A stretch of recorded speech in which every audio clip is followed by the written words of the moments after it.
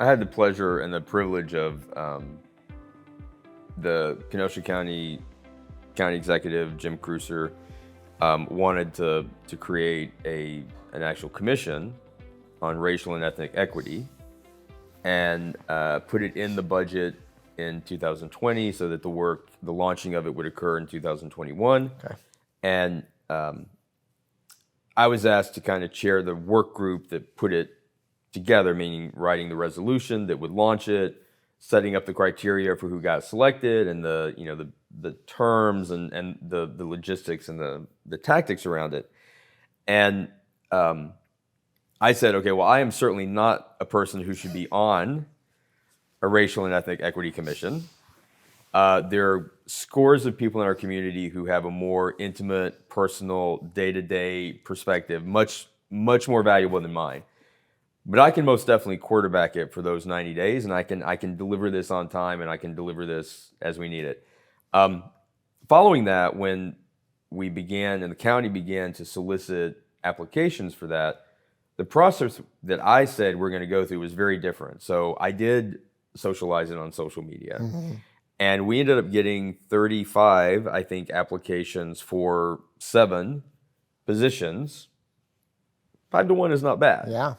And when you look at that, the range of applications that were received, incredibly diverse background. Mm-hmm. I would say the majority, maybe even vast majority of the applicants had never done anything like this before. Yep. And in addition to the 7 who were chosen, we have 28 individuals who stuff we have on file, right. And we can say, hey, we did this thing.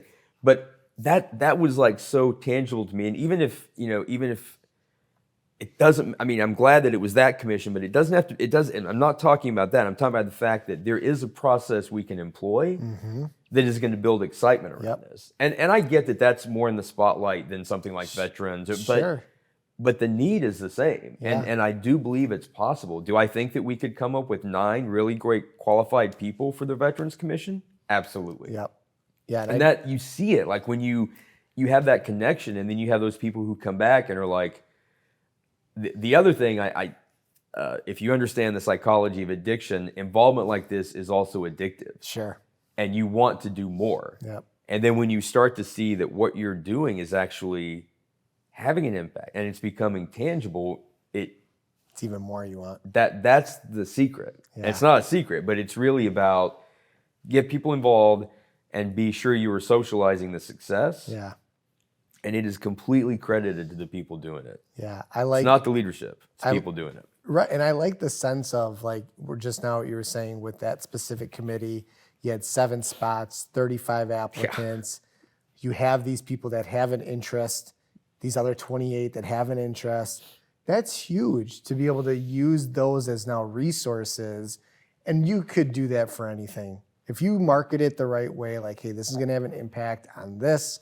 This is the process that we're going to go through, and you build that frenzy, you build that excitement. People are going to step up.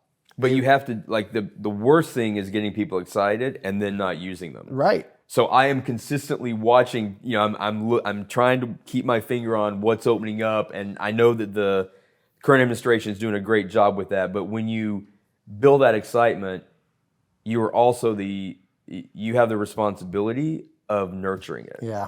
And even if it's just with many of those 28, I've reached out to some of them and said, hey, just so you know, you're still on the radar, because you have to do that.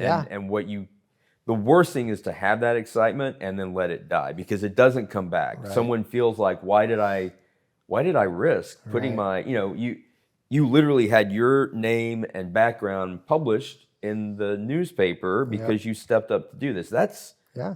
That's a risk. Yeah. Like people, that takes courage. And Absolutely. So you really have to nurture that. Yeah. And like even when I was mentioning before, just within my network, I know the people, we need solid leadership. We need people that can say, hey, come with me. We're going to do better. And I'm going to motivate you to do this. And you're going to be excited to do this. Like right now, I don't see a lot of that in any form of our local government. People are stepping up because they feel they have to step up, not because they're like, I want to be a part of something. Everyone right now is like, we have to create something that more people are going to want to come and be a part of. One of the things that the county executive does, and this is also probably not on the radar, but the county executive appoints citizens to serve on committees, commissions, boards, probably 40 to 45 a year. Okay. And so I would like to see that even further democratized. I think the broader spectrum, the diversity of gender, generations, race, everything, the more we spread that out, the more we're providing kind of that bench of people who are going to run for office. And then when they're doing those, when they're serving on those boards, they actually understand how these work. If you just show up to a county board meeting as a citizen for the first time, it's extremely frustrating. Sure. Because you show up and you have your 90 seconds or 2 minutes to speak. We as the legislative branch are not allowed to respond to that. Yeah. And so that individual feels literally like they're not being heard. That's really frustrating. So I think the more that we can democratize that and actually socialize, this is what county government does, and this is how you participate in it, because we get to say how much of your money we're going to take, and we get to say what we're going to do with it. So you're both the financer of county government and the customer. It's a really unique position for a citizen to be in. Yeah, I really like that idea of getting people to understand how the county works by the executive appointing people onto certain boards to get them to understand how this system works, which, like you then said, maybe allows them to run for a position later down the road. And I think, to me, education is always a big thing, like getting people to understand, like, what is the process? Because let's be honest, everything in life is a process, and you have to get used to just knowing that it's going to be a process. So I like the idea of getting people to understand, like, hey, this is how you become a part of this. Well, there are larger counties in our state and across the country that treat those appointments like a job. Okay. They're literally presented as a job description. When you visit the county website, when job postings are listed, they're either mixed into that or they're presented at the same time.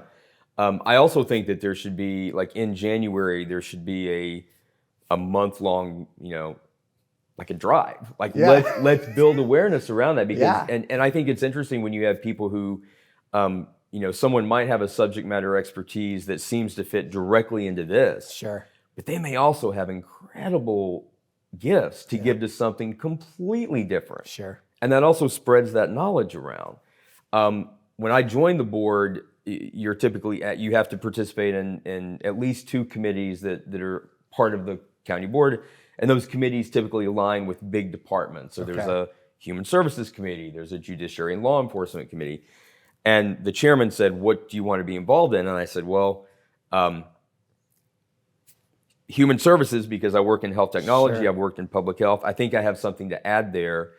And then I said, for the other one, I would love for you to pick, because I have kind of equal knowledge of the rest, probably cursory, like I probably interacted with the services, but I don't know.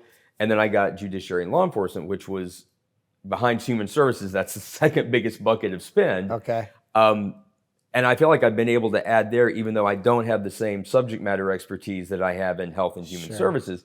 And I also then look at those decisions from a public health perspective, which also adds value to that. So I think you may say, oh, well, I work in, I'm a veteran. I'm specifically cut out to work on the Veterans Commission, but a lot of opportunity there that you may not be thinking about. So I think there's probably in January, there's probably like a job fair that we do that's for these positions, and really build that excitement around it. Yeah, I love that's a really great idea. And I think too, to even promote it, because like I said, I know coming from a Kenosha citizens perspective and having a network of people that are either business owners or their friends and family or whatever they may be, I know they want to get involved. I think the past 2 years have been extremely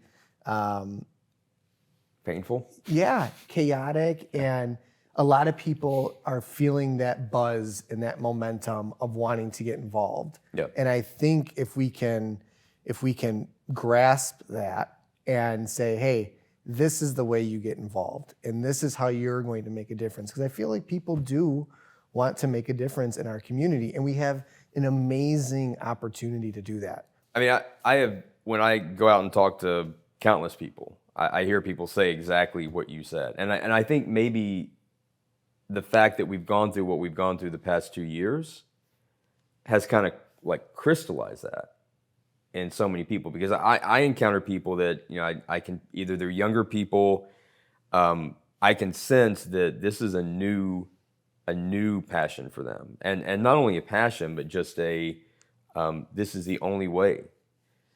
And I've said since the beginning, like I believe like it starts with us, and it starts with the discussions you have with someone that you may not have a lot in common with, and you find a way to connect with them. It starts with us getting involved.